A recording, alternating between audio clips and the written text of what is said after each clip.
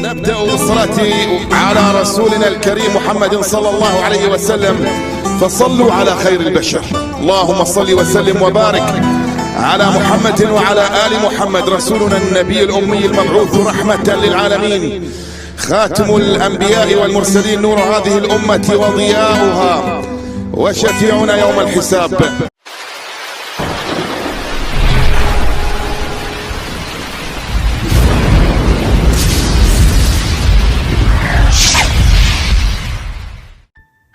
السلام عليكم ورحمة الله تعالى وبركاته. أعزائي المشاهدين والمشاهدات الكرام، في هذه النشرة التي تخص الحالة الجوية بالجزائر إليكم التوقعات بحول الله بآخر التحديثات النماذج العالمية، كما يرتقب بإذن الله يوم السبت ويوم الأحد الأجواء مستقرة بحول الله، ودرجة الحرارة ستعرف بالانخفاض الشديد في درجة الحرارة خلال الفترة الليلية.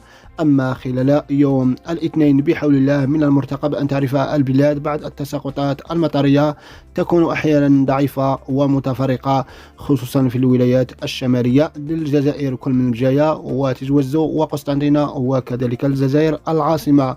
خلال يوم الثلاثاء بحول الله الأجواء مستقرة ودرجة الحرارة ستبقى منخفضة بعض الشيء.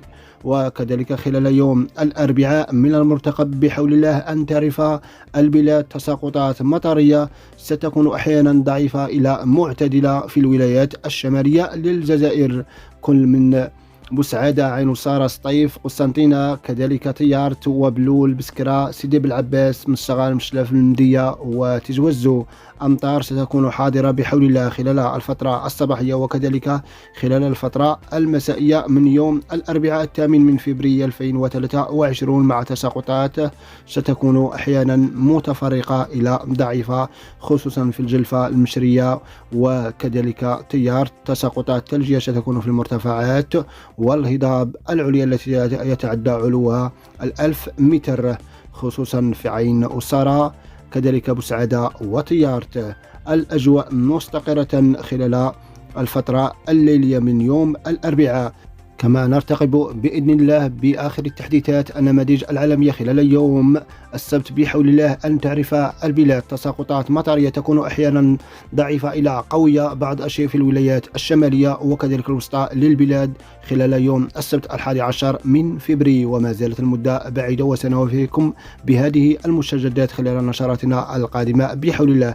ولا تنسوا دعم المقطع باللايك والاشتراك في القناة ليصلكم كل جديد، والسلام عليكم ورحمة الله تعالى وبركاته.